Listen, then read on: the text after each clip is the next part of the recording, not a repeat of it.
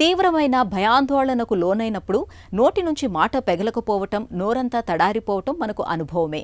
అలాగే జ్వరంతో బాధపడుతున్నప్పుడు, కొన్ని రకాల మందుల్ని వాడుతున్నప్పుడు కూడా మనలో చాలా మందికి నోరంతా ఎండిపోయినట్లుగా అయిపోతూ ఉంటుంది. అయితే తరచూ నోరు తడారిపోవటం, ఎండిపోయినట్లుగా అవ్వటం అనేది కొన్ని రకాల అనారోగ్యాలకు సంకేతమని చెబుతున్నారు నిపుణులు. నోరు ఎండిపోవటం వెనుక దాగిన కారణాలు, వాటికి పరిష్కార మార్గాల గురించి డాక్టర్ని అడిగి ఇప్పుడు తెలుసుకుందాం.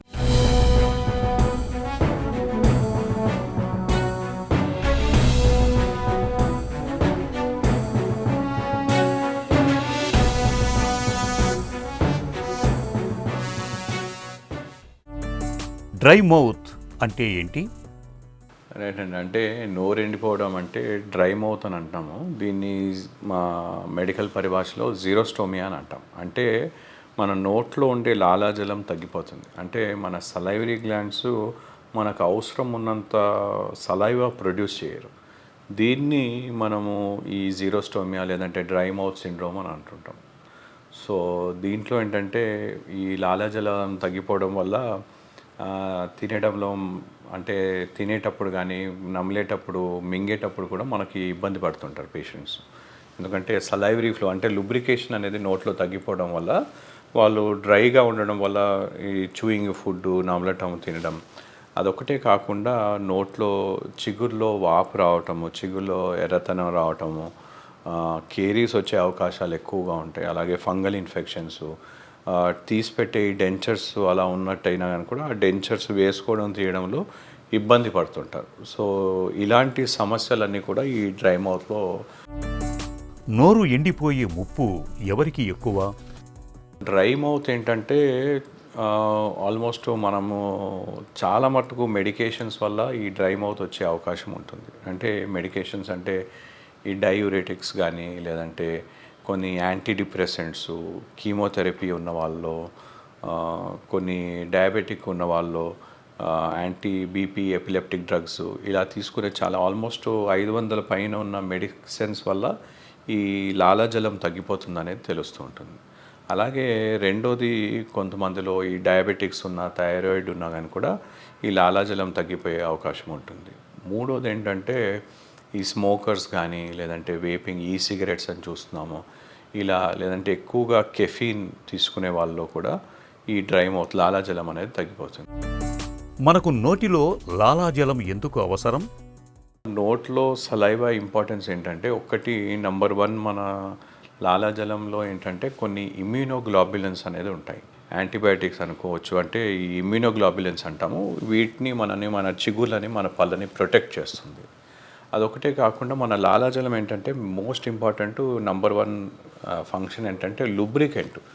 నోటిని చల్లగా మెయింటైన్ చేసేందుకు, నోట్లో మనం తినే ఆహారం కానీ ఏమున్నా అని కూడా మనం నమిలి మింగటానికి అది ఉపయోగపడుతుంది. సో దాంతోపాటు మనకి ఈ నోట్లో ఎలాంటి ఇన్ఫెక్షన్స్ రాకుండా మనము ఈ పిప్పి పన్నే కావచ్చు, చిగుళ్ళ జబ్బే కావచ్చు, లేదంటే ఫంగల్ ఇన్ఫెక్షన్సే కావచ్చు, ఇవన్నీ కూడా రాకుండా కూడా మన లాలాజలం ప్రొటెక్ట్ చేస్తుంది. మనం డ్రై మౌత్ విషయంలో ఎలాంటి పరీక్షలు చేస్తారు? డెంటల్ సర్జన్ దగ్గరకు వచ్చినప్పుడు ఇన్వెస్టిగేషన్స్ అనేటివి మనకి లాలాజలం ఫస్ట్ ఎంతుంది లాలాజలం ఏంటి అనేది మనం చెక్ చేస్తాం. దాని తర్వాత కొన్నిసార్లు ఎక్స్రేస్, అల్ట్రాసౌండ్స్ వాడుతూ లాలాజలం అంటే మనకి లాలాజలం ప్రొడ్యూస్ చేయడానికి 3 మేజర్ గ్లాండ్స్ ఉంటాయి. ఒకటి parotid gland, submandibular gland, sublingual gland. వీటిని అల్ట్రాసౌండ్ ద్వారా కానీ లేదంటే డయాగ్నోస్టిక్ స్కానింగ్ మెథడ్స్ సిబిసిటీ ద్వారా కానీ వాటిని రికగ్నైజ్ చేయడానికి వాటిని ఎక్స్రే స్కాన్స్ తీసుకుంటాం దానికి రిలవెంట్గా. కొన్నిసార్లు ఈ లోపల ఉన్న ఈ లాలాజలం కేలు వచ్చే డక్ట్ బ్లాకేజెస్ ఉండే అవకాశం కూడా ఉంటుంది. సో ఆ స్టెన్సెన్స్ డక్టు అందులో ఏమన్నా చిన్నటి స్టోన్స్ అలా ఏమన్నా వచ్చాయి ఏంటనేది అవి టెస్ట్ చేయటం. అవి ఎక్కుటే కాకుండా జనరల్ నోట్లో ఉండే మన సలైవాని మనము టెస్టింగ్కి పంపిస్తాం. అంటే సలైవా బాగా థిక్గా అయిపోతుంది, గట్టిగా అయిపోతుంది. అంటే నీళ్ళుగా ఉండకుండా సలైవా బాగా థిక్గా అయిపోతుంది. అలాగే సలైవా థిక్గా అవ్వడం ఒకటే కాకుండా మనము ఏంటంటే చిగుల్లో వాపు రావటము, చిగుల్లో ఎర్రతనం రావటము, ఫంగల్ ఇన్ఫెక్షన్స్ ఇలాంటివన్నీ కూడా మనం చూస్తుంటాం. సో వాటిని అన్నిటిని టెస్ట్ చేయటం, కొన్నిసార్లు అవసరం అయినట్టయితే ఈ గ్లాండ్స్ని అంటే బయాప్సీకి పంపించటం, ఇవి చేస్తుంటాం. తరచూ నోరు ఎండిపోతున్న వారికి చికిత్స ఎలా ఉంటుంది? మెడిసిన్స్ వల్ల మనకి డ్రై మౌత్ వస్తుందంటే ఆ మెడిసిన్స్ని మనం మార్చుకోవాలి. అంటే అదే జబ్బుకి, అంటే షుగర్, డయాబెటిక్ కానీ, థైరాయిడ్ కానీ, హైపర్ టెన్షన్ కానీ, లేదంటే వేరే ఎలాంటి డ్రగ్స్ ఉన్నట్టయితే ఈ డ్రై మౌత్ రాకుండా ఉండేటువంటి మాత్రలను వాడాలి. రెండోది స్మోకింగ్ కానీ, వేపింగ్ కానీ, ఎక్కువగా ఆల్కహాల్ తీసుకున్నట్టయితే అలాంటి వాళ్ళని అలాంటి అలవాట్లు మాన్పించడానికి మనం సలహా ఇస్తాం. మూడోది మనం ఏంటంటే ఈ డ్రై మౌత్లో ఏంటంటే కొన్ని ఆటో ఇమ్యూన్ కండిషన్స్, నేను ఇందాక చెప్పినట్టుగా జోగ్రెన్ సిండ్రోమ్ ఉంటుంది. అలాంటి ఉన్నప్పుడు సిమ్టమాటిక్ ట్రీట్మెంట్ ఉంటుంది. సిమ్టమాటిక్ అంటే లాలాజలం ప్రొడ్యూస్ చేసే సైలోగాగ్స్ అంటాం, సలైవరీ స్టిమ్యులెంట్స్ ఉంటాయి, అంటే వైటమిన్ సి అలాంటివి నోట్లో, లేదంటే కొన్ని చూయింగ్ గమ్స్ ఇస్తాం, జైలిటాల్ కంటైనింగ్ చూయింగ్ గమ్స్ ఇస్తాం. దీంతో ఏంటంటే సలైవా వచ్చేలాగా మనం అది ప్రొడ్యూస్ చేస్తుంది, ఇండ్యూస్ చేస్తుంది అన్నమాట. అలాగే నోట్లో ఆ వెట్నెస్ ఉండటానికి సైలోగాగ్స్, ఆర్టిఫిషియల్ సలైవా అని మనం వాడుతూ ఉంటాం. ఈ ఆర్టిఫిషియల్ సలైవా అంటే మనకి కొన్ని డ్రై మౌత్, అంటే వెట్ మౌత్, ఇలాంటివి కొన్ని మౌత్ వాషెస్ లాంటివి ఈ ఆర్టిఫిషియల్ సలైవా మన నోట్లో ఈ లాలాజలం లూబ్రికెంట్ లాగా పనిచేస్తాయి. అలాంటివి వాడుతూ ఉంటాం.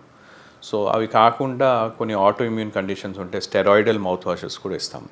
సో దాంతో మనకి స్టిమ్యులేషన్ ఉండి అలా మనకి నోట్లో ఈ లాలాజలం, ఆర్టిఫిషియల్ లాలాజలం ఉండేటటువంటి, తినేటప్పుడు తినే ముందు కానీ ఈ లూబ్రికెంట్స్, ఆర్టిఫిషియల్ స్టిమ్యులెంట్స్, ఆర్టిఫిషియల్ సలైవాస్ వాడి చేసేటట్టు, కొన్ని వైటమిన్స్ డెఫిషియన్సీస్ ఉన్న వాళ్ళకి వైటమిన్ డెఫిషియన్సీస్, వైటమిన్స్ ప్రిస్క్రైబ్ చేయటము, మెడికేషన్ ఇవ్వటము. సో వాళ్ళని రెగ్యులర్ చెకప్ చేయటము, ఒకవేళ చిగుళ్ళ వ్యాధి కానీ లేదంటే పంటి వ్యాధి ఉన్నట్టయితే వాటికి తగ్గట్టుగా ట్రీట్మెంట్ చేయటం, ఇలాంటివి చేసి చికిత్స చేస్తాం. తరచూ నోరంతా ఎండిపోయినట్లుగా అవటం అనేది మన ఒంట్లోని తలెత్తిన అనారోగ్యానికి ఒక సూచికగా భావించాలి. ఇందుకు లాలాజలం ఉత్పత్తి తగ్గడం మొదలుకొని డీహైడ్రేషన్, నిత్యం వాడే మందులు, ఇన్ఫెక్షన్ల వరకు చాలా కారణాలే ఉంటాయి. తగిన పరీక్షలు చేయించుకొని సకాలంలో వైద్యం తీసుకుంటే డ్రై మౌత్ సిండ్రోమ్ నుంచి తేలికగానే బయటపడొచ్చు.